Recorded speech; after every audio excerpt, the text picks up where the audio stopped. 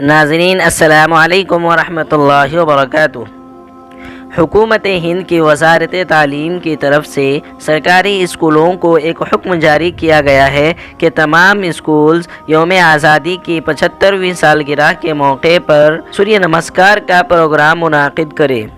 اس حکم کے ساتھ سیاسی گھمسان شروع ہو گیا ہے۔ آل انڈیا مسلم پرسنل لا بورڈ نے سرکاری اسکولوں میں سوریہ نمسکار کے پروگرام کی مخالفت کی ہے۔ آل انڈیا مسلم پرسنل لا بورڈ نے صاف کہہ دیا ہے کہ مسلم طلباء ایسے پروگراموں میں بالکل بھی حصہ نہ لیں۔ حضرت مولانا خالد سیف اللہ رحمانی جنرل سیکریٹری آل انڈیا مسلم پرسنل لا بورڈ نے اپنے بیان میں کہا ہے کہ بھارت ایک سیکولر اور کثیر مذہبی اور کثیر ثقافتی ملک ہے۔ اسی اصول پر ہمارے ملک کا دستور مرتب ہوا ہے۔ اسکولوں کی نصابی اور غیر نصابی سرگرمیوں میں بھی اس کا لحاظ رکھنے کی ہدایت دی گئی ہے۔ دستور ہمیں اس بات کی اجازت نہیں دیتا ہے کہ سرکاری تعلیمی اداروں میں کسی خاص مذہب کی تعلیم دی جائے یا کسی خاص گروہ کے عقیدے پر مبنی تقریبات منعقد کی جائیں، مگر بڑے ہی افسوس کی بات ہے کہ موجودہ حکومت اس اصول سے ہٹتی جا رہی ہے اور وہ ملک کے تمام طبقات پر اکثریتی فرقہ کی سوچ اور روایت کو مسلط کرنے کی کوشش کر رہی ہے۔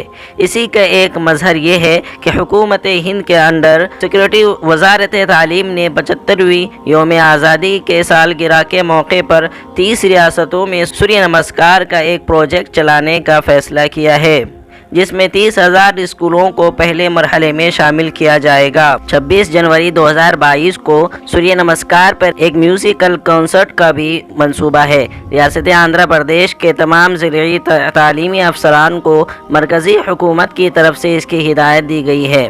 یہ یقینی طور پر غیر دستوری عمل ہے اور حب الوطنی کا جھوٹا پرچار ہے۔